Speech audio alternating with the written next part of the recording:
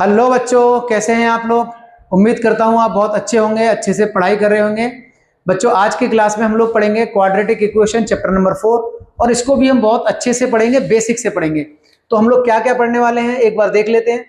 हम सबसे पहले इसकी डेफिनेशन पढ़ेंगे, क्वाड्रेटिक इक्वेशन क्या होती है इसके बारे में जानेंगे। उसके बाद how to solve the quadratic equation, इनको हम सॉल्व कैसे करते हैं। तो हमारा दूसरा टॉपिक रहने वाला है solution of quadratic equation, solution of quadratic equation. उसके बाद इसके बाद हम लोग पढ़ने वाले हैं nature of root, nature of root. ठीक है, इसके जो रूट्स निकलते हैं, इतना हम जानते हैं कि इसके दो रूट निकलते हैं, क्वाड्रेटिक इक्वेशन के दो रूट, मतलब एक्स की दो वैल्यू होती हैं जिस पर वो क्वाड्रेटिक इक्वेशन सेटिस्फाई होती है। उसके बाद हम श्रीधराचार्य फॉर्मूला होता है उसको भी देखेंगे और इसका हम डेरिवेशन भी करेंगे।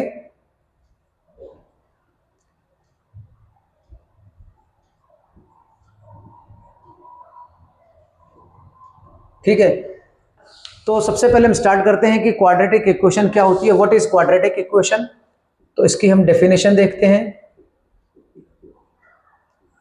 देखो, बेसिकली ये एक इक्वेशन है in the form of ax square plus B x plus C. इसको हम जनरली कह सकते हैं ये एक इक्वेशन है, equation in one variable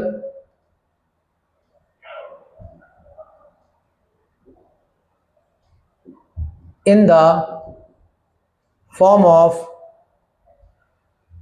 ax square plus B x plus c is equal to 0, where a, b, c are real number,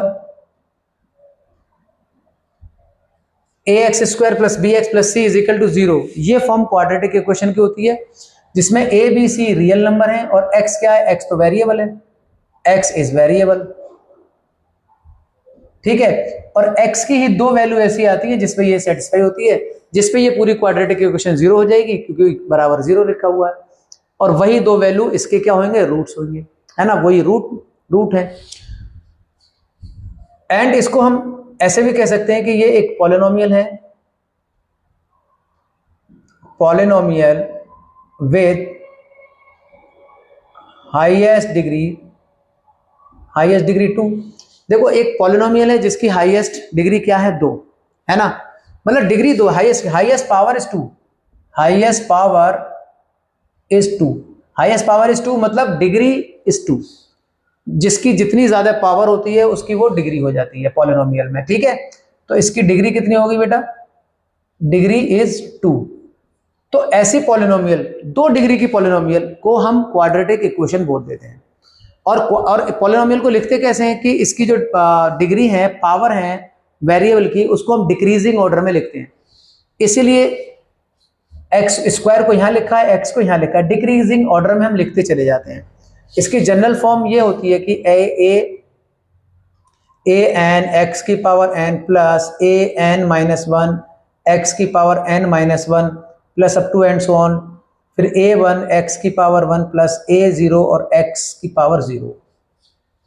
तो ये सब पॉलिनोमियल है। अब इसमें क्या है, ये देखो एन इज इक्वल टू 2, मतलब हाईएस्ट पावर इज 2, तो ऐसी पॉलिनोमियल को हम क्या बोलेंगे, क्वाड्रेटिक इक्वेशन। ठीक है, तो इसकी फॉर्म, जनरल फॉर्म है ax square plus B x plus c is equal to 0, this is quadratic equation. इसमें a b c क्या है, a b c ये रियल नंबर है ना, और x क्या है, वेरिएबल है। जैसे मैं इसका एग्जांपल लूं एक, जैसे ये है 2x square minus 5x plus 3, ये क्वाड्रेटिक इक्वेशन है। x square minus 5x plus 6, this is also quadratic equation. ऐसे लिख सकते हैं x square plus 5x plus 6, ये भी क्वाड्रेटिक इक्वेशन है। ठीक है, अब ये जो पावर है, ये वेरिएबल की जो पावर है वो क्या है, होल नंबर होना चाहिए, होल नंबर होना चाहिए, मतलब नॉन नेगेटिव इंटीजर होनी चाहिए, है ना। तो अब ऐसा तो है नहीं है कि इसकी पावर अगर मैं हाफ कर दूं तो वो क्वाड्रेटिक इक्वेशन बन जाएगी, या ये जो वेरिएबल है, ये जो x है, इसकी पावर हम हाफ कर दें तो ये क्वाड्रेटिक इक्वेशन बन जाएगी, ऐसा तो नहीं है। क्वाड्रेटिक इक्वेशन में जो हाईएस्ट पावर है वेरिएबल की वो 2 ही होनी चाहिए, 2 से ज्यादा नहीं होनी चाहिए। अगर 2 से ज्यादा होगी तो वो एक्स क्यू हो जाएगा और वो क्यूबिक इक्वेशन बन जाएगी। समझ गए ना? जैसे अगर ऐसे लिख देते हैं एक्स क्यू 3x³ या plus 4x² plus 6x plus 5। अब ये क्या है? ये क्या क्वाड्रेटिक इक्वेशन है? नहीं, ये तो एक क्यूबिक इक्वेशन है, क्योंकि यहाँ 3 पावर आ रही है x की। हमें यहां तक चाहिए, पावर कितनी होनी चाहिए? 2, पावर 2, तभी तो इसके 2 रूट निकलेंगे। पावर 2 है तभी तो 2 रूट निकलेंगे, पावर 3 तो 3 रूट, पावर 2 है तो 2 रूट। पावर 2 वाली, हाईएस्ट पावर 2 वाली पॉलिनोमियल ही क्वाड्रेटिक इक्वेशन होती है, और इसलिए इसकी general form ax² plus bx plus c is equal to 0 ये रखी हुई है। ठीक है, ये फॉर्म क्वाड्रेटिक इक्वेशन की है। समझ गए? अब हम इसमें ले लेते हैं कि हमसे कभी कभी ये पूछा जाता है कि हमें कुछ इक्वेशन दे दी जाएंगी और पूछा जाएगा कि बताइए इसमें से कौन सी क्वाड्रेटिक इक्वेशन है और कौन सी क्वाड्रेटिक इक्वेशन नहीं है। ठीक है, तो मैं कुछ क्वाड्रेटिक इक्वेशन लिखता हूं और आप उसको देख के कमेंट में लिख सकते हैं कि ये क्वाड्रेटिक इक्वेशन कौन कौन सी है और कौन सी नहीं है। ठीक है, ये कुछ क्वाड्रेटिक इक्वेशन मैंने लिखी है, मतलब कुछ इक्वेशन है, इसमें कौन सी क्वाड्रेटिक है कौन सी नहीं है हमको जाननी है, हमें बतानी है। ठीक है, what are the quadratic equation, कौन कौन सी इसमें क्वाड्रेटिक इक्वेशन है। पहली तो क्वाड्रेटिक इक्वेशन है 2x² 5x प्लस 6, तो ये तो क्वाड्रेटिक इक्वेशन है, ये भी क्वाड्रेटिक इक्वेशन है। ठीक है, इसको आप चेक करें, जिसमें अगर वेरिएबल की पावर 2 आ रही है वो क्वाड्रेटिक इक्वेशन होगी, और वो भी होल नंबर होने चाहिए, है ना। किसी में ऐसा नहीं हो कि वेरिएबल की पावर अगर हाफ भी आती है या माइनस में भी आती है तो वो पॉलिनोमियल ही नहीं होगी, पहले तो क्वाड्रेटिक इक्वेशन तो होगी नहीं। ठीक है, तो इसको हम चेक करते हैं। इसको चेक करने के लिए क्या करें, x - 2 का होल स्क्वायर है तो इसको खोलें, x - 2 का whole square plus 1 is equal to 2x plus 3। a - b के होल स्क्वायर से खोलेंगे, a - b का होल स्क्वायर, तो a² प्लस b² 2 का स्क्वायर 4 माइनस 2ab, तो 2 और 2 2 2 जा 4x। ठीक है, a - b के होल स्क्वायर से मैंने खोल दिया, plus 1 is equal to 2x plus 3। तो यहाँ x² तो रहेगा, तो इसका मतलब ये क्वाड्रेटिक इक्वेशन बन जाएगी।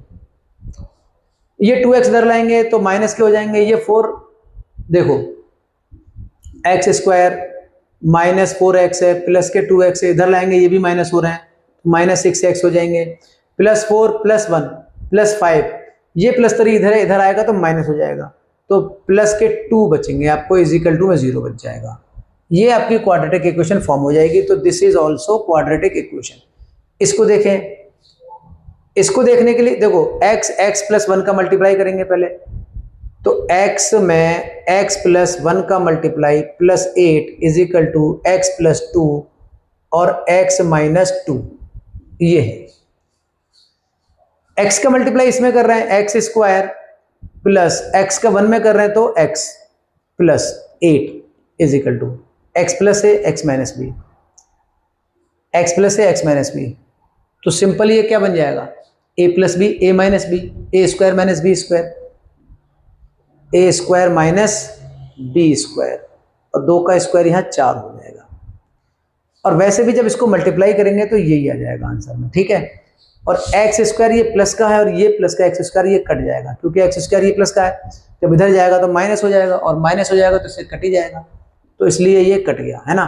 जब ये x² इधर है इज इक्वल टू बराबर के बाद और बराबर से उधर ले जाऊंगा तो ये माइनस हो जाएगा, और माइनस हो जाएगा तो एक प्लस का एक माइनस का तो आपस में वैसे ही कट जाएगा। तो इसमें x² तो बचा ही नहीं, इसमें x² बचा नहीं, तो फिर ये क्वाड्रेटिक इक्वेशन नहीं है ना। This is not the quadratic equation. ठीक है, ये x है, -4 इधर आएगा तो ये प्लस के हो जाएंगे, 12 इज इक्वल टू 0, और ये लीनियर इक्वेशन होती है जिसकी पावर 1 होती है वेरिएबल की, वो लीनियर है, वो क्वाड्रेट तो है नहीं, तो ये लीनियर इक्वेशन बन जाएगी, बट नॉट क्वाड्रेटिक। सही है, नॉट क्वाड्रेटिक। देखो ये वाली चेक करेंगे, 2x plus 3 is equal to x² plus 1, इसको चेक करेंगे तो 2 का मल्टीप्लाई अंदर कर देंगे, इसको भी हम चेक कर ले रहे हैं।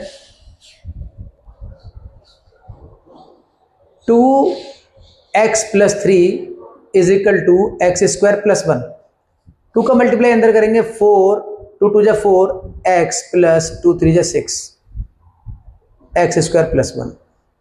तो इसमें एक्स स्क्वायर रहेगा, तो ये क्वाड्रेटिक इक्वेशन आपकी बिल्कुल है ना। इसको इधर लेके आएंगे माइनस, या फिर इसको ऐसे रहने दो, x square plus 1 is equal to 4x plus 6। X इधर लेके आएंगे, एक्स स्क्वायर माइनस 4x हो जाएगा, ये प्लस का 6 है, ये भी इधर आएगा तो ये माइनस का हो जाएगा, प्लस का 1 यहाँ पहले से है तो यहाँ माइनस के 5 बच जाएंगे, इज इक्वल टू में 0 रह जाएंगे। ये क्वाड्रेटिक इक्वेशन आपकी फॉर्म हो जाएगी। अब ये वाले देखते हैं, x प्लस 2 का whole cube is equal to x cube minus 4, x cube minus 4, ठीक है। इसको भी हम देखते हैं ये क्वाड्रेटिक इक्वेशन है कि नहीं है। अब देखने में ऐसा लग रहा है कि इस पे क्यू है, इस पे क्यूब है, तो क्वाड्रेटिक नहीं होगी, लेकिन इसको सॉल्व करते हैं, क्या पता एक्स क्यू से एक्स क्यूब कट जाए दोनों साइड में, है ना। तो इसको मैं सॉल्व करता हूं, x प्लस 2 का whole cube is equal to x cube plus minus 4।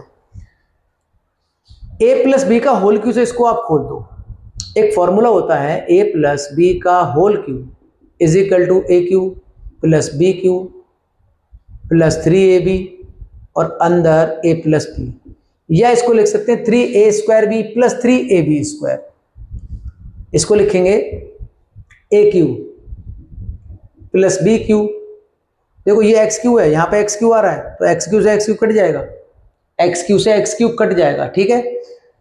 तो 2 इंटू 2 इंटू 2, तो ये हो जाएगा 8, A cube plus B cube, ये 2 का क्यूब है, समझ गए, A cube plus B cube plus 3ab, 3ab अंदर क्या है a प्लस बी, ये एक्स क्यू माइनस 4 है, x Q plus 8 plus 3x, 3 2 6, ये 6x है, 6x का मल्टीप्लाई यहाँ होगा तो 6x स्क्वायर प्लस 6x का मल्टीप्लाई 2 में होगा तो 12x is equal to x cube minus 4। X cube से ये एक्स क्यू कैंसिल हो जाएगा, एक्स क्यू जब मैं इधर लेके आऊंगा तो माइनस होगा और ये प्लस वाले से कट जाएगा, हमें मिलेगा ये 6x स्क्वायर प्लस के 12x प्लस का 8, इधर क्या है प्लस का 8 और ये माइनस के 4 है। जब ये इधर लेके जाएंगे बराबर से इधर, तो ये भी प्लस के हो जाएंगे, तो प्लस के 12 इज इक्वल टू 0। तो ये आपको फॉर्म ऐसी कुछ मिल रही है, तो ये क्वाड्रेटिक इक्वेशन है, ठीक है, ये क्वाड्रेटिक इक्वेशन है। तो ऐसे आपको पहचानने के लिए दिए जाएंगे, लेकिन आपको वो सॉल्व करके देखना पड़ेगा वो क्वाड्रेटिक इक्वेशन है कि नहीं है। अब क्वाड्रेटिक इक्वेशन फॉर्म कराने को आपको दे दी जाएगी कि क्वाड्रेटिक इक्वेशन फॉर्म करो। तो टॉपिक अभी हेडिंग लगाओ, समझते हैं कि how to form the quadratic equation. How to form quadratic equation. कुछ प्रॉब्लम्स दी जाती हैं, सवाल दिए जाते हैं, उसको पढ़ के आपको क्वाड्रेटिक इक्वेशन फॉर्म करनी है। सपोज जैसे अभी आपसे ये कह दिया जाए, जैसे मैं एक एग्जांपल ले रहा हूं, product of two positive integer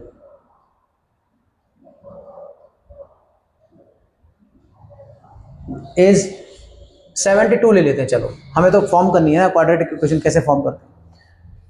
हमें दे दिया गया product of two positive integer is 72, find the two numbers, और वो 2 नंबर कौन कौन से हैं, वो पॉजिटिव इंटीजर कौन कौन से हैं। तो देखो इसको कैसे फॉर्म करते हैं। लेट वन पॉजिटिव इंटीजर, पहला जो होगा, अच्छा ये कंसेक्यूटिव है, 2 कंसेक्यूटिव पॉजिटिव इंटीजर। कंसेक्यूटिव मतलब लगातार कोई एक नंबर ले लिया उसके जस्ट अगला वाला, है ना। तो let one positive integer is x, मैंने एक x मान लिया, तो इसके अगला क्या होगा x प्लस 1, इसका नेक्स्ट क्या होगा x प्लस 1, सेकेंड इज x प्लस 1। सवाल कह रहा है कि इन दोनों का प्रोडक्ट, x का x प्लस 1 से प्रोडक्ट। सवाल कह रहा है 2 कंसेक्यूटिव पॉजिटिव इंटीजर, एक नंबर x है, दूसरा x प्लस 1 है, इसके जस्ट आगे वाला, और इनका प्रोडक्ट, इनका मल्टीप्लाई कर दिया। कितना आंसर आना चाहिए 72। कितना आना चाहिए 72 आना चाहिए। तो यहां से आपकी क्वाड्रेटिक इक्वेशन फॉर्म हो जाएगी सिंपल, x का मल्टीप्लाई x में करेंगे एक्स स्क्वायर, x का फिर 1 में कर देंगे plus x is equal to 72। तो x square plus x minus 72 is equal to 0। ये इधर लेके आएंगे तो ये हो जाएगा। अब इसको हम सॉल्व कर लेंगे और x की दो वैल्यू आएंगी, वो दोनों इसके आंसर हो जाएंगे, है ना। या x की वैल्यू निकालेंगे और उसके जस्ट अगला वाला दूसरा नंबर हो जाएगा। तो ये क्वाड्रेटिक इक्वेशन इस तरह से फॉर्म होती हैं। अब फॉर्म तो हम कर रहे हैं, फिर इनका हम सॉल्यूशन देखेंगे। अच्छा, कभी एक सवाल और लेते हैं, इससे क्वाड्रेटिक इक्वेशन फॉर्म करते हैं। जैसे मैं एक सवाल लेता हूं, ये भी एक एग्जाम्पल है, बस हम समझ रहे हैं कि किस तरह के हमें सवाल मिलने वाले हैं और हम कैसे क्वाड्रेटिक इक्वेशन को फॉर्म करेंगे।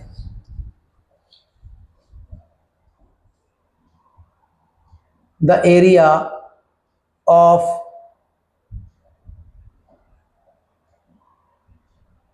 rectangular garden is meter square, 108 meter square, and the length of the garden is 3 more than the width। ठीक है, एक सिंपल एग्जांपल लिया है मैंने। The area of rectangular garden is 108 metre square and the length of the garden is 3 more than its width. इसको देखो कैसे solve करेंगे। हम क्वाड्रेटिक इक्वेशन फाइंड कर रहे हैं। तो क्या कह रहा है कि लेंथ जो है, इस गार्डन की जो लेंथ है वो चौड़ाई से 3 ज्यादा है। तो चौड़ाई से 3 ज्यादा है, तो चौड़ाई अगर आपको मालूम होती तो उसमें 3 जोड़ देते। तो चौड़ाई तो आपको मालूम ही नहीं है, जब विड्थ मालूम ही नहीं है तो 3 किस में जोड़ोगे। तो विड्थ को ही मान लो आप x, इसमें 3 ऐड कर देंगे, वो इसकी लेंथ हो जाएगी। Let the width is x metre और लेंथ फिर क्या हो जाएगी सवाल के हिसाब से x + 3 मीटर। ठीक है, अब क्या है, रेक्टेंगुलर पार्क का एरिया क्या निकलता है, इसका एरिया तो आपको दे रखा है ना 108 मीटर स्क्वायर। और इसका एरिया निकालते कैसे हैं, L × B, और ये 108 है। लंबाई क्या है इसकी x + 3 और चौड़ाई क्या है x 108। इस x का यहाँ मल्टीप्लाई कर देंगे, x² + 3x = 108। तो x² + 3x - 108 = 0। This is quadratic equation. और इसको हम सॉल्व कर लेंगे, x की वैल्यू हम फाइंड कर लेंगे। तो ऐसे कुछ हमें सवाल दिए जाएंगे जिससे हम क्वाड्रेटिक इक्वेशन को पहले फॉर्म करेंगे। जब पहले फॉर्म करेंगे तभी तो इसको सॉल्व कर पाएंगे। ठीक है, तो अब हम चलते हैं बेटा solution of quadratic equation. Quadratic equation को कैसे सॉल्व किया जाता है। Solution of quadratic equation.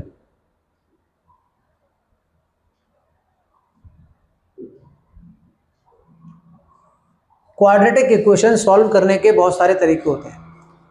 सबसे पहले इसका मेथड है फैक्टराइजेशन मेथड। फैक्टराइजेशन मेथड, इसमें क्या करते हैं, सपोज मैं एक क्वाड्रेटिक इक्वेशन लेता हूं x² - 5x + 6 = 0। अब फैक्टराइजेशन मतलब ये जो इसका जो लास्ट का टर्म है, ये कांस्टेंट टर्म है, इसके हम फैक्टर करते हैं। ठीक है, इसके हम फैक्टर करते हैं कब, जब x² का कोफिशिएंट 1 होना चाहिए। ठीक है, जैसे अगर मैं मान लेता हूं मेरे पास एक क्वाड्रेटिक इक्वेशन है ax² + bx + c = 0 और इसके दो रूट है, एक अल्फा एक बीटा, है ना। इसके दो रूट है, एक अल्फा एक बीटा। तो इसको ऐसे लिख सकते हैं x = अल्फा है एंड x = बीटा है। इसके दो रूट हैं, तो कहने का मतलब x - अल्फा = 0 हो जाएगा और x - बीटा = 0 हो जाएगा। तो x - अल्फा और x - बीटा = 0। तो ये हमारे पास दो रूट हैं, तो इसका मतलब ये दो फैक्टर हैं जो इस क्वाड्रेटिक इक्वेशन के बन जाते हैं, ये दो फैक्टर। अब इन दोनों फैक्टर्स का आपस में मल्टीप्लाई करेंगे तो यही तो हमें क्वाड्रेटिक इक्वेशन फॉर्म होगी। तो अगर मैं इनका मल्टीप्लाई करता हूं आपस में, इनका मल्टीप्लाई करता हूं तो मुझे कुछ ऐसे मिलता है, x square minus alpha plus beta और एक्स प्लस अल्फा बीटा, ये क्वाड्रेटिक, ये मुझे कुछ ऐसा मिलता है। ठीक है, तो इसको मैं जब इससे कंपेयर करता हूं तो ये अल्फा प्लस बीटा का मतलब क्या है, ये दोनों रूट का सम है, और अल्फा बीटा का मतलब क्या है, ये दोनों रूट का मल्टीप्लाई है ना। तो ये जो मेरा टर्म है ये दोनों रूट का मल्टीप्लाई है, और बीच में जो b है एक्स स्क्वायर माइनस बी, ये क्या है 5, ये सम ऑफ रूट है। ये कब होता है, ये सम ऑफ रूट और ये प्रोडक्ट ऑफ रूट कब होता है, जब एक्स स्क्वायर का कोफिशिएंट 1 हो। ठीक है, अब इसको हम क्या करेंगे, ऐसे अगर क्वाड्रेटिक इक्वेशन दी है तो हम इस लास्ट में जो 6 दे रखा है ना, इसका मैं ऐसे फैक्टर करता हूं कि इसमें प्रोडक्ट करके तो ये 6 आ जाए, और ये ऐड करके या माइनस करके हमारे पास 5 आना चाहिए, है ना। सम ऑफ रूट क्या है 5 और प्रोडक्ट ऑफ रूट क्या है 6। तो इसके क्या करेंगे, देखो 6 के प्लस माइनस 1 हो सकता है, प्लस माइनस 2 हो सकता है, प्लस माइनस 3 हो सकते हैं, प्लस माइनस 6 हो सकते हैं, ये इसके फैक्टर हो सकते हैं 6 के। हम देखते हैं पहले तो 1 इसमें रखते हैं, 1 रखने के बाद क्या ये क्वाड्रेटिक इक्वेशन 0 हो रही है, तो 1 रखने पे तो 0 नहीं हो रही है, ये 1 है, ये 5 इंटू 1 5 माइनस 5 है, ये प्लस के 6 है, प्लस के 7 माइनस 5 तो 0 नहीं हो रही है। क्या मैं 2 रखूं तो ये 0 हो जाएगी, तो प्लस के 2 रखता हूं तो 2 दूनी 4, ये 4 है, ये 6 10 हो गए, और 5 टू 10, ये माइनस के 10 और प्लस के 10, ये 0 हो रही है। इसका मतलब क्या है कि ये प्लस का 2 जब मैंने रखा तो यहाँ पे ये 0 हो गई, तो प्लस 2 इसका एक सॉल्यूशन है, x इजिकल टू 2 इसका सॉल्यूशन है। ठीक है, x इजिकल टू 2 इसका एक सॉल्यूशन है ना। एक रूट क्या है इसका 2 है, जब एक रूट 2 है तो फिर ये मल्टीप्लाई करके 6 होगा ना, तो 2 का मल्टीप्लाई 6 में करेंगे तभी तो ये 2 का मल्टीप्लाई 3 में करेंगे तभी तो ये 6 बन जाएगा, तो फिर दूसरा मुझे 3 आसानी से मिल जाएगा, है ना। तो 2 देखो 2 इंटू 3 क्या है 6, और 2 प्लस 3 क्या हो जाएगा 5। ठीक है, यहां माइनस है, तो बेसिकली आपको ये 2 रूट मिल रहे हैं, x बराबर 2 और x बराबर 3, x बराबर 2 x बराबर 3, तो ऐसे हम सिंपली निकाल सकते हैं। अब इसी से एक मिडिल टर्म स्प्लिट, इसी से एक टॉपिक बन जाता है मिडिल टर्म स्प्लिट। ये भी एक तरीका है इस क्वाड्रेटिक इक्वेशन को सॉल्व करने का। ये लेते हैं x square minus 5x plus 6 is equal to 0। इसमें क्या करते हैं, लास्ट में ये जो 6 है ना c, इसके मैं ऐसे फैक्टर करता हूं कि मल्टीप्लाई करने पे 6 आ जाए और जोड़ने पे क्या आना चाहिए, जोड़ने या घटाने 5 आना चाहिए, तो 3 2 जा 6, और ये माइनस के 5 है, तो यहां पे मैं दोनों माइनस के ले लेता हूं। जब मैं दोनों को ऐड करूंगा तो ये माइनस के 5 हो जाएंगे, और मल्टीप्लाई करूंगा तो 6 हो जाएंगे। ठीक है, तो इसका मिडिल टर्म हम तोड़ते हैं, मिडिल टर्म तोड़ते हैं तो क्या करते हैं, एक्स स्क्वायर माइनस, इसको मैंने तोड़ दिया minus 3x minus 2x plus 6 is equal to 0। 2 और 3 क्यों बनाया, क्यों 2 3 6 हो रहे हैं, और ये प्रोडक्ट ऑफ, ये सम ऑफ रूट है। इसमें हम जब एल कॉमन ले लेते हैं तो x माइनस 3 बन जाता है, माइनस 2 यहाँ कॉमन ले लेंगे तो x माइनस 3 यहाँ बन जाएगा, माइनस 2 कॉमन, x माइनस 3 बाहर माइनस कॉमन है तो ये प्लस माइनस हो जाएगा, तो x माइनस 3 ये रहा कॉमन दोनों में, और क्या बच गया x minus 2 is equal to 0। ठीक है, अब इसको क्या करते हैं, x माइनस 3 को एक बार 0 के बराबर रखेंगे तो x बराबर 3 आ जाएगा, देख लो, और x माइनस 2 को एक बार 0 के बराबर रखेंगे तो x बराबर 2 आ जाएगा, ये देख लो। तो ये सबसे कन्वीनियंट होता है कि इसके आप फैक्टर करें, और ऐसे फैक्टर करें कि मल्टीप्लाई करने पे 6 आ जाए और जोड़ने या घटाने पे 5 आ जाए, तो इस तरह से फैक्टर बनाते हैं, तो ये बहुत आसान तरीका होता है।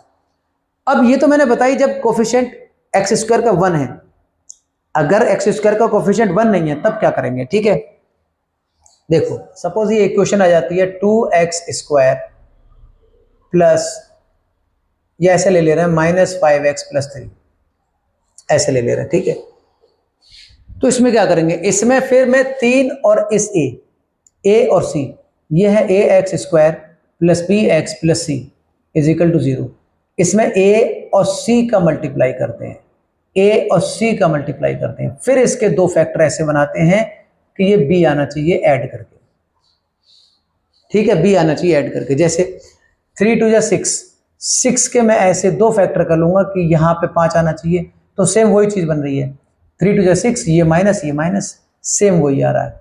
तो 2x² minus 3x minus 2x plus 3, minus 3x minus 2x, और ये -3 -2 -5 प्लस 3, तो इसमें x मैंने कॉमन लिया तो 2x माइनस 3 आ गया, माइनस इसमें मैंने 1 कॉमन ले लिया तो 2x माइनस 3 आ गया, और ये 0 के बराबर है, तो 2x minus 3 is equal to 0 है। तो 0 जब 3 जब इधर जाएगा तो 2x इज इक्वल टू 3 और x बराबर आ जाएगा 3/2। ठीक है, x बराबर क्या आ गया, x बराबर 3/2।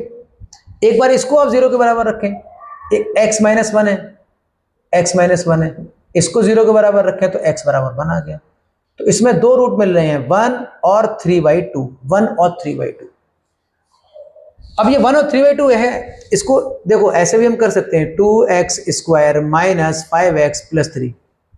हमने क्या कहा था, हमने कहा था कि जब मैं लास्ट के फैक्टर तब बनाता हूं, लास्ट के फैक्टर करके देखते हैं कब, जब ये x² का कोफिशिएंट 1 होना चाहिए। अब इसका x² का कोफिशिएंट अगर मुझे 1 करना है तो इसमें 2 का भाग देना पड़ेगा, ठीक है, 2 का भाग देना पड़ेगा, तो पूरी इक्वेशन में आप 2 का भाग लगा दो, तो ये हो जाएगा x² minus 5/2x plus 3/2। x² का कोफिशिएंट क्या है, 1 है। अब ये 3/2 क्या है, प्रोडक्ट ऑफ रूट, और ये 5/2 क्या है, सम ऑफ रूट। इसका मतलब क्या, इसका मतलब हमें ये लग रहा है कि भैया 3/2 तो दोनों का मल्टीप्लाई करके आना चाहिए, और 5/2 इन दोनों को ऐड करके आना चाहिए, ठीक है। तो मैं क्या करता हूं, 3/2 के कुछ ऐसे फैक्टर बनाता हूं कि मल्टीप्लाई करके 3/2 आए और जोड़ के कितना आ जाए, 5/2। तो फिर 3/2 के कौन से फैक्टर हो सकते हैं, प्लस माइनस 1 हो सकता है, और इसके साथ 3/2 का मल्टीप्लाई जो कर दे रहे हैं, 1/2 और प्लस माइनस 3, ये भी हो सकते हैं, ठीक है। अब हम देखते हैं इसमें 1 रख के देखते हैं, क्या 1 रख के देखते हैं, 3 प्लस माइनस 1। अब जब मैंने यहां 1 रखा तो 1 माइनस 5/2 प्लस 3/2, 3/2 प्लस 1, 3/2 क्या होता है, 1.5 और 1 2.5, और ये माइनस के 2.5, तो ये 0 हो जाएगा। मतलब 1 रखने पे ये इक्वेशन 0 हो रही है। देखो 1 मैंने यहाँ 1 रखा तो ये x² की जगह 1 हो गया, तो 1 यहाँ 1 रखूंगा तो 5/2 होगा, माइनस के 5/2 मतलब माइनस का 2.5, 5/2 2.5, और ये 3/2 है, 3/2 मतलब 1.5, तो 1.5 ये रहा, 1 ये हो गया, 1.5 में 1 जोड़ा तो 2.5 हो गया, और ये 2.5 अंदर है, इसका मतलब ये प्लस माइनस से कट जाएगा, 2.5 प्लस का 2.5 माइनस का, तो क्या 0। तो 1 रखने पे ये इक्वेशन 0 हो रही है, तो फिर 1 तो मुझे मिला x बराबर 1, x बराबर 1 मिल गया। अब ये देखो ना कि 1 का मल्टीप्लाई मैं किससे करूं, 3/2 हो जाए। 1 का मल्टीप्लाई जब आप इससे करोगे 3/2 से, तभी तो 3/2 मिल जाएगा। तो दूसरा आ रहा है आपके पास 3/2, जब इन दोनों को जोड़ोगे 3/2 और 1 को, 1.5 और 1 2.5, और इसका मल्टीप्लाई किया, ये रहा 3/2 का मल्टीप्लाई 1 से किया 3/2, और जब इनको मैंने ऐड किया तो 5/2, तो ये देख लो 2 आपको मिल गए रूट, 2 रूट मिल गए। अब बात ये आती है कि जब यहाँ पे 2 है और मैं ये 3 है, ये 3 का मल्टीप्लाई 2 से कर रहे हैं हम, 2 3 2 6 करके तब इसके 2 फैक्टर निकाल रहे हैं। तो ऐसा क्यों कर रहे हैं, ऐसा क्यों कर रहे हैं, ए का सी के साथ मल्टीप्लाई क्यों करते हैं, ऐसा क्यों करते हैं। देखो हर चीज का एक लॉजिक होता है। हमारे पास ax² plus bx plus c is equal to 0 है, तो इस a का मल्टीप्लाई c में हम क्यों कर रहे हैं, तब जाके ये b मिल रहा है, ठीक है। तो मैं कह रहा हूं इसका अगर कोई 2 रूट हैं और इसका 2 रूट है तो इसके जो फैक्टर करेंगे हम, तो 2 लीनियर इक्वेशन बन जाती हैं। सपोज इसके फैक्टर करके हमें कुछ ऐसा मिल जाएगा, ax plus b, bx plus c, suppose ये हमें ऐसे मिल रहा है, ठीक है। अब मैं इसका मल्टीप्लाई कर रहा हूँ, मैं मल्टीप्लाई कर रहा हूँ, तो ax का मल्टीप्लाई आप bx से करेंगे, तो abx² प्लस फिर b का इसके कर देंगे, या ax का मल्टीप्लाई c में करते हैं, acx प्लस फिर b का इसमें करेंगे b² x प्लस और ये हो जाएगा बी सी। ठीक है, यहां कर लेना ए एक्स प्लस बी और सी एक्स प्लस डी, ऐसे करते हैं सी एक्स प्लस डी, सी एक्स प्लस डी। तो ए एक्स का मल्टीप्लाई सी एक्स में करते हैं तो हमारे पास ये दो मिल जाएंगे। मान लो ये दो फैक्टर हैं, A X plus B C x plus D, ये दो फैक्टर हैं। अब अगर मैं इसका मल्टीप्लाई कर दूं ए एक्स का सी एक्स के साथ, तो a c x square plus, अब इस ए एक्स का मल्टीप्लाई हम डी से करते हैं, तो a x d plus b का सी एक्स से करेंगे तो सी बी सी एक्स प्लस बी का डी में करेंगे तो बी डी, ए सी एक्स स्क्वायर प्लस, यहाँ हमारे पास ये x है और ये x कॉमन है, तो a D plus B c हो जाएगा, a D plus B C, और ये आ गया x प्लस, और ये है बी डी। ठीक है, इसको मैं इससे कंपेयर करता हूँ, इसको इसके कंपेयर करें आप, इसे A X square plus B x plus C से कंपेयर करें, A X square plus B x plus C. देखो क्या मिल रहा है आपको, सी की बराबर बी डी मिल रहा है, और बी के बराबर A D plus B D मिल रहा है, और ए के बराबर ये मिल रहा है आपको ए सी। क्या मिल रहा है, ए के बराबर मिल रहा है ए सी। अब अगर ए, ये भी ए है ये भी ए है तो थोड़ा सा कंफ्यूजन हो रहा है, तो मैं इसको कैपिटल ए लिख दूं क्या, कैपिटल ए। ठीक है, कैपिटल ए लिख दे रहे हैं। तो ए के बराबर क्या मिल रहा है हमको, ए सी मिल रहा है। बी के बराबर क्या मिल रहा है, a D plus B C, और इस सी के इक्विवेलेंट क्या मिल गया मुझे, बी डी। देखो अब ये जो बी है, a D plus B c, a D plus B c, a D plus B c, तो बी की वैल्यू क्या आई है, a D plus B c. मतलब ये दो रूट हैं, सपोज मेरे पास दो रूट हैं, ए डी और एक बी सी। अब ए डी और बी सी को जब मैं ऐड कर रहा हूं तो बी आ रहा है, तो फिर इन दोनों का मल्टीप्लाई करके यहां आना चाहिए। तो अगर ये दो रूट को जब मैं ऐड कर रहा हूं तो बी आ रहा है, तो ये तो ऐड करके आ रहा है, ये तो सम ऑफ रूट है, तो प्रोडक्ट ऑफ रूट क्या आना चाहिए फिर मेरे पास, प्रोडक्ट ऑफ रूट क्या आना चाहिए, ए डी इंटू बी सी। और इसको मैं लिख सकता हूं A D into B C को, A D into B C को लिख सकता हूं मैं A C into B D, A C into B D एक ही बात है, ए सी इंटू में बी डी, ये लिख सकता हूं। तो ये प्रोडक्ट ऑफ रूट है और ये सम ऑफ रूट है। अगर ये दो रूट है तो ये प्रोडक्ट ऑफ रूट कहाँ आ रहा है, A C into B D, A C into B D मतलब बी डी ये रहा और ए सी ये रहा। ए सी क्या है बेटा, ए है, और बी डी क्या है, सी है। तो कुल मिला के आपने ए सी क्या है, ए है, और ये क्या है, सी है, तो आपने ए सी का मल्टीप्लाई किया ना, ए सी का ही मल्टीप्लाई किया, तो ये प्रोडक्ट ऑफ रूट है, और सम ऑफ रूट क्या है, बी है। कहने का मतलब सम ऑफ रूट बी है और प्रोडक्ट ऑफ रूट ए सी है। समझ गए? इसलिए हमें क्या करना पड़ता है, हमें ए का मल्टीप्लाई सी से करना पड़ता है, ए का सी से मल्टीप्लाई करना पड़ता है।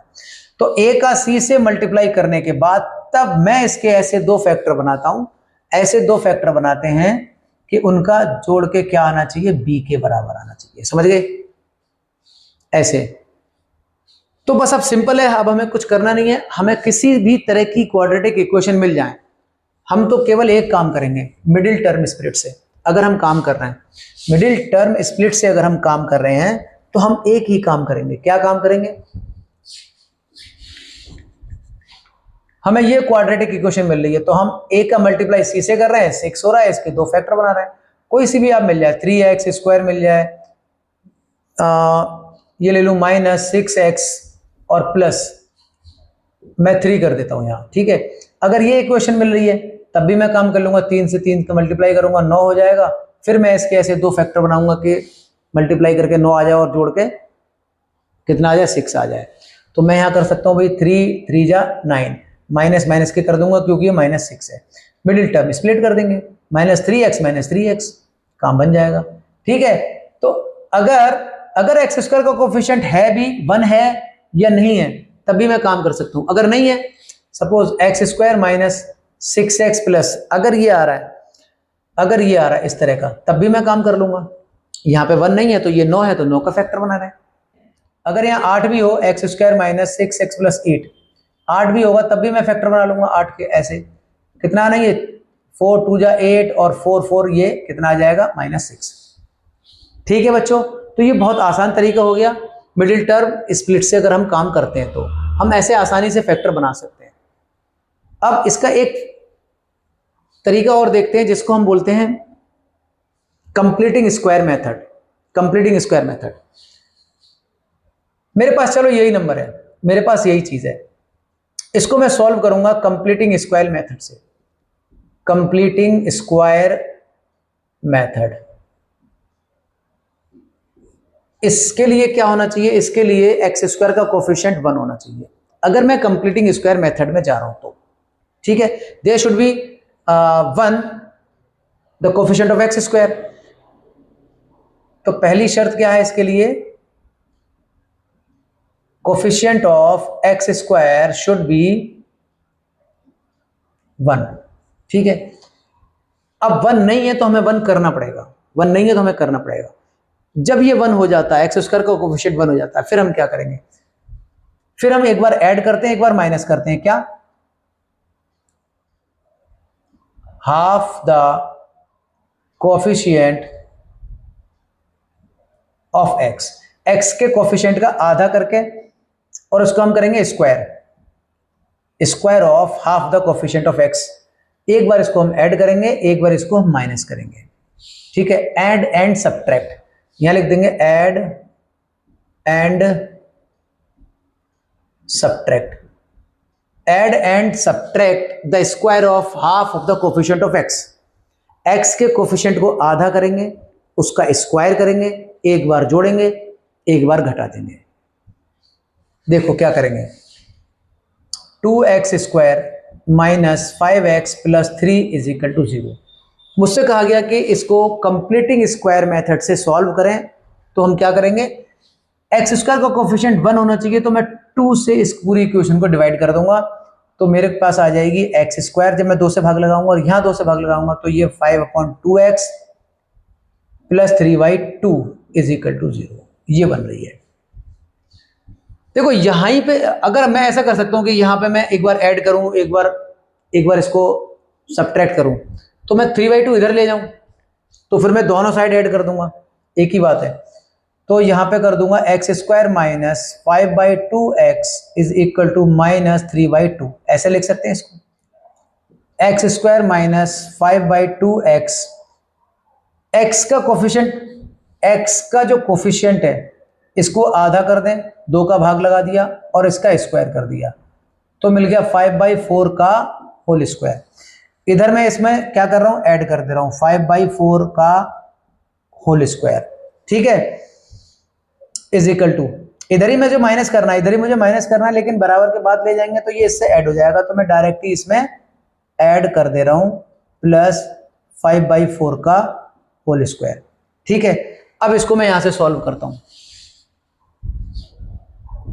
X square minus 5/2x plus 5/4 का whole square is equal to -3/2 minus 3/2, 5 का स्क्वायर करेंगे 25, 4 का करेंगे 16, 25/16। ठीक है, ये आपको ऐसे लग रहा है कि x प्लस 5/4 का होल स्क्वायर है, x प्लस 5/4 का होल स्क्वायर है। एक्स स्क्वायर, ये माइनस लगाओ, x square plus y square, 5/4 का स्क्वायर देख लो, इसका स्क्वायर प्लस इसका स्क्वायर दिख रहा है, और -2ab, -2ab जब मैं माइनस करूंगा -2 इंटू a इंटू b, ऐसे तो 2 से 2 कट जाएगा, तो 5/2x आ जाएगा, -5/2x माइनस 5/2x। तो इसका मतलब ये x माइनस बी का होल स्क्वायर सीधे सीधे बनना है। यही होता है कंप्लीटिंग स्क्वायर मेथड। अब इसको जब मैं सॉल्व करूंगा, नीचे तो 16 है, तो 2 8 16 8 24, माइनस के 24 प्लस 25, ये आ जाएगा 1/16। तो x माइनस 5/4 का whole square is equal to 1/16, plus का 25 माइनस का 24/16 प्लस का 1/16। ठीक है, अब जब इसमें से स्क्वायर आप हटाओगे तो x minus 5/4 is equal to plus minus √1/16। तो x minus 5/4 is equal to plus minus इसका रूट ले लेंगे तो 1/4। अब इसको एक बार मैं क्या करता हूं, इसको एक बार प्लस मानता हूं, इसको एक बार माइनस ले लेते हैं। इसको एक बार प्लस एक बार माइनस, तो एक बार प्लस ले लें, x माइनस 5 यहां लिख देते हैं। x minus 5/4 is equal to, एक बार मैं प्लस लेता हूं 1/4। दो केस बन जाते हैं इसमें, केस 1, तो ये x इज इक्वल टू 1/4, ये इधर जाएगा तो प्लस हो जाएगा 5/4। तो x इज इक्वल टू, जब ये डिनोमिनेटर सेम है तो ऊपर चढ़ जाएंगे, तो 6/4 और x इज इक्वल टू आ जाएगा 3/2। तो x बराबर क्या आ गया, 3/2। ठीक है, x बराबर 3/2 और वैसे भी आया था जो हमने सॉल्व किया था। अब एक बार मैं इसको ले लेता हूं माइनस, एक बार इसको मैं माइनस ले लेता हूं, ये प्लस वाले को है ना, एक बार हम इसको माइनस ले लेते हैं। कहां कर दें, यही कर दें क्या, केस सेकंड।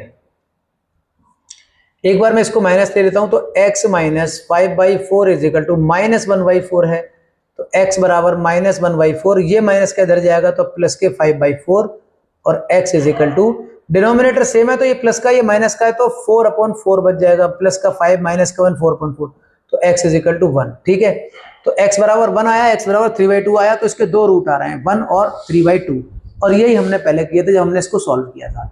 तो ये जो मेरा मेथड है ये कंप्लीटिंग स्क्वायर मेथड का है।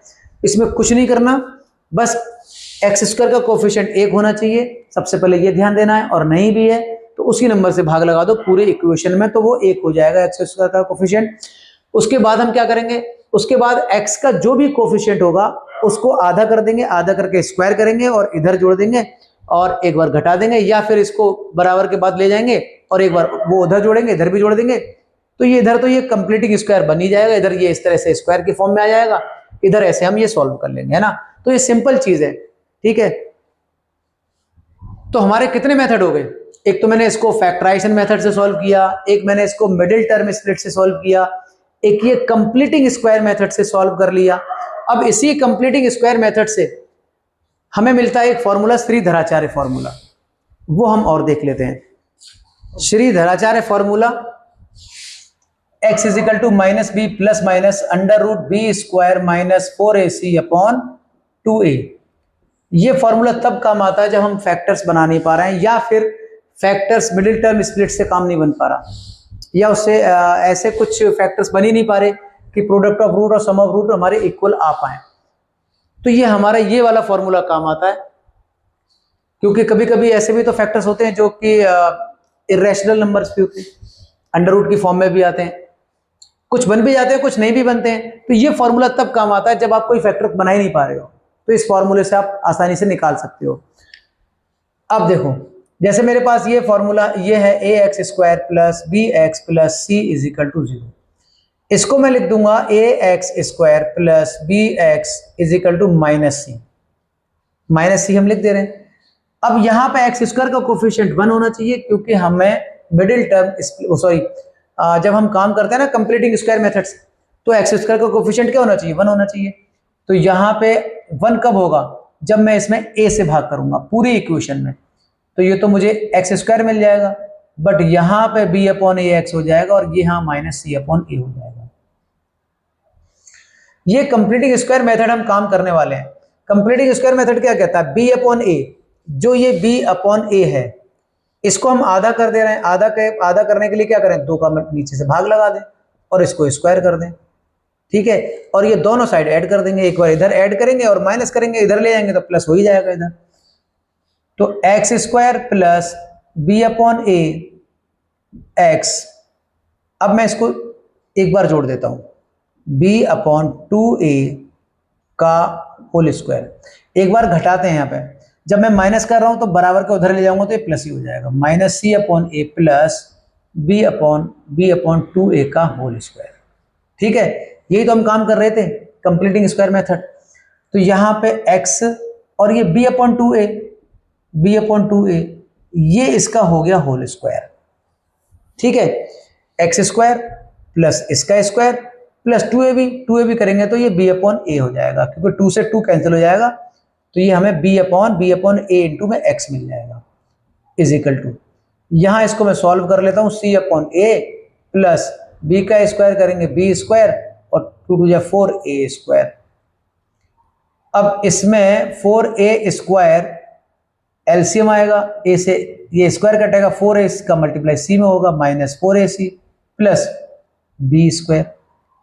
ठीक है, या तो इसके आगे लिख दो, या मतलब इसको सॉल्व करके ये आ रहा है, तो आपको ये मिल रहा है x plus b upon 2a का whole square is equal to b square minus 4ac। B square minus 4ac लिख सकते हैं, क्योंकि ये माइनस का टर्म है, ये प्लस का टर्म है, 4a स्क्वायर। ठीक है, x plus b upon 2a, जैसे मैं यहां से स्क्वायर हटाता हूं तो इधर रूट आ जाएगा, इधर रूट आ जाएगा, इधर प्लस माइनस लगा देते हैं, b square minus 4ac upon 4a square. ठीक है, x plus b upon 2a is equal to plus minus b square minus 4ac, ये तो अंडर रूट के अंदर है, अंडर रूट ये देखो 4 अंडर रूट से निकलेंगे तो 2 आएंगे, और a स्क्वायर अंडर रूट से निकलेंगे तो a बाहर आएंगे। अब यहाँ x बराबर ये प्लस का है, इधर आएगा तो माइनस का हो जाएगा, माइनस बी अपॉन 2a और plus minus under root b square minus 4ac upon में 2a, ये ऐसे चल रहा है, तो x बराबर माइनस, देखो इसमें मैं एलसीएम ले रहा हूं 2a, तो ये माइनस बी और plus minus under root b square minus 4ac, ये हमें मिल जाएगा। This is the formula to find the root of the quadratic equation. ठीक है, ये फॉर्मूला होता है। और यहां b square minus 4ac, b square minus 4ac, ये क्या है? ये है आपका डिस्क्रिमिनेंट डी। यही आपको डिफाइन करता है, यही आपको बताता है कि कैसे रूट्स आने वाले हैं। इसके 2 रूट रियल आने वाले हैं, या रियल नहीं आने वाले हैं, या बराबर आने वाले हैं, या अलग अलग आने वाले हैं। ठीक है, तो हमें ये कैसे बताता है? बी स्क्वायर माइनस 4ac, इतना ये कर लिया, बहुत आसान है, ज़्यादा टफ है नहीं है। तो इससे आपको ये x बराबर ये जो निकल के आ रहा है, ये एक मास्टर फॉर्मूला समझो एक तरह का। जब आपको फैक्टर बन ही नहीं रहे हैं तो यही फॉर्मूला काम आता है। अच्छा, मैं इसके आगे चलता हूं। अब ये टॉपिक है nature of root. Nature of root. अब रूट कैसे होते हैं? 2 रूट जो निकलेंगे क्वाड्रेटिक इक्वेशन के, वो कैसे आने वाले हैं? बी स्क्वायर माइनस 4ac, ये क्या है? इसी को बोलते हैं हम डिस्क्रिमिनेंट। ठीक है, अगर ये 0 से बड़ा है, 0 से बड़ा, फॉर्मूला देख रहे हो आप? फॉर्मूला देख रहे हो? x is equal to minus b plus minus under root b square minus 4ac upon 2a। अब ये बताओ, b square minus 4ac under root के अंदर है, और रूट के अंदर कोई भी वैल्यू नेगेटिव नहीं होती। अगर नेगेटिव है तो फिर वो रियल नंबर नहीं होगा, वो इमेजिनरी नंबर होगा। ठीक है, क्योंकि अंडर रूट के अंदर अगर -1 है तो इसको हम क्या बोलते, ये इसको हम पढ़ते हैं आयोटा, मतलब ये रियल नंबर नहीं होता, ये इमेजिनरी नंबर होता है। तो रूट के अंदर कोई नेगेटिव वैल्यू नहीं हो सकती है अगर रियल नंबर है तो रूट के अंदर क्या होगा? या तो 0 होगा, या 0 से बड़ी कोई वैल्यू होगी, या 0 होगी, या 0 से बड़ी होगी, अगर रियल रूट निकल रहे तो, है ना। अब अगर ये 0 से बड़ी है, इसके अंदर कोई वैल्यू 0 से बड़ी है, तो इसका मतलब क्या होगा कि 2 डिस्टिंक्ट रूट आपको मिलेंगे, 2 distinct real root, 2 distinct real root if d is equal to greater than 0। और वो कौन कौन से मिलेंगे? x is equal to minus b, एक बार प्लस ले रहे हैं इसको, B square minus 4ac upon 2a, और एक बार मैं इसको माइनस ले लूंगा, B square minus 4ac upon 2a। ये 2 रूट निकलेंगे। मैं डायरेक्ट इस फॉर्मूले को रखे भी दोनों रूट निकाल सकता हूं, और ये चेक कर सकते हैं कि B square minus 4ac D 0 से बड़ा है कि छोटा है। ये कहां से चेक करेंगे? ax square plus B x plus c is equal to 0। तो ये a है, ये b है, ये c है। ठीक है, बी स्क्वायर माइनस 4ac में रखेंगे, और देखेंगे 0 से बड़ी आ रही है वैल्यू, नहीं आ रही है। अब अगर ये जो डिस्क्रिमिनेंट है जो कि बी स्क्वायर माइनस 4ac है बराबर है 0 के, अगर ये 0 के बराबर है तो फिर इसके दो रूट निकलेंगे, बट दोनों रूट बराबर निकलेंगे। बराबर कैसे निकलेंगे? x इज इक्वल टू, तो यहां लिख देंगे टू इक्वल रियल रूट। आपके दोनों बराबर निकलने वाले हैं रूट, तो x is equal to minus b upon 2a आएगा, और दूसरा भी यही आएगा माइनस बी अपॉन 2a, दोनों बराबर हैं। ये क्यों आएंगे अब बताओ? अगर ये बी स्क्वायर माइनस 4ac 0 हो जाता है, मतलब अगर ये रूट के अंदर वैल्यू 0 हो जाती है, ये रूट के अंदर वैल्यू 0 हो जाती है, जब ये 0 हो जाती है तो ये 0 हो गई, ये तो 0 हो गई, बचा क्या तुम्हारे पास? माइनस बी अपॉन 2a, यही बची। तो जब दो रूट तो निकलते ही हैं तो दोनों रूट यही आने वाले हैं फिर, और तो कुछ है ही नहीं। माइनस बी अपॉन 2a आएगा और माइनस बी अपॉन 2a दूसरा भी आएगा, क्योंकि ये तो 0 हो गया। ये क्या होगा? टू रूट्स आते हैं, और कैसे आते हैं बेटा? एक जैसे आते हैं। अब तीसरी कंडीशन क्या है? तीसरी कंडीशन है अगर d जो कि बी स्क्वायर माइनस 4ac को हम बोलते हैं, ये छोटा हो जाए 0 से, ठीक है? तो इसकी तीन कंडीशन है। अगर ये छोटा हो गया 0 से तो फिर क्या होगा? जब ये छोटा होगा 0 से तो रूट के अंदर नेगेटिव वैल्यू आएगी, और रूट के अंदर नेगेटिव वैल्यू आ गई, इसका मतलब कोई रियल रूट नहीं होगा, फिर वो इमेजिनरी नंबर बन जाएंगे और वो रियल रूट नहीं होगा। तो यहाँ क्या लिखेंगे? No real root. दो रूट तो आएंगे उसके, वो निकलेंगे, लेकिन वो रियल रूट नहीं होंगे, ठीक है? वो रियल रूट नहीं होंगे, वो अलग बात है। वो आई की फॉर्म में आते हैं, इमेजिनरी नंबर होते हैं, वो अलग होते हैं, वो आगे चल के हम लोग सीखेंगे। अगर हमारे सिलेबस में होगा तो हम वो भी निकालेंगे, ठीक है? बहरहाल रियल रूट तो नहीं होंगे।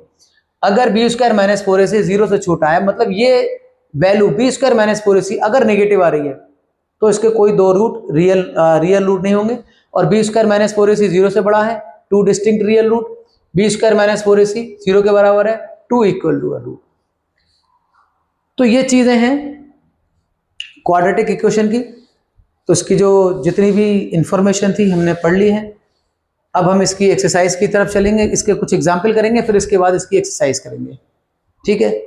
और वो हम करेंगे बेटा नेक्स्ट वीडियो में। तब तक के लिए खुश रहें, पढ़ाई करते रहें, और कोई भी चीज़ अगर आपको समझ में नहीं आई हो तो आप कमेंट में लिख सकते हैं। मैं कोशिश करूँगा कि अगली वीडियो में उसको और ज़्यादा क्लैरिफाई कर पाऊँ, ठीक है? तो मिलते हैं नेक्स्ट वीडियो में।